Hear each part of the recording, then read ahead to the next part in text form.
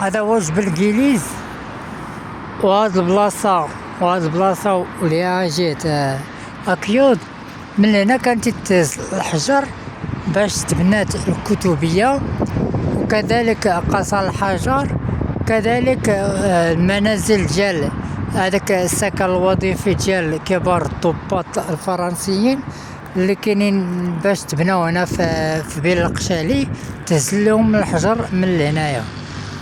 كذلك هاد جبل كيليز اللي هو جبل إكليز. وهاد إكليز تعني واحد الكلمة أمازيغية تعني ربما هي الصخر. فهاد الجبل هو فين كانت الخلوة ديال أحد رجالة مراكش السبعة، سيدي أبو عباس السبتي، بعد ما كان عنده واحد الخلاف مع السلطان.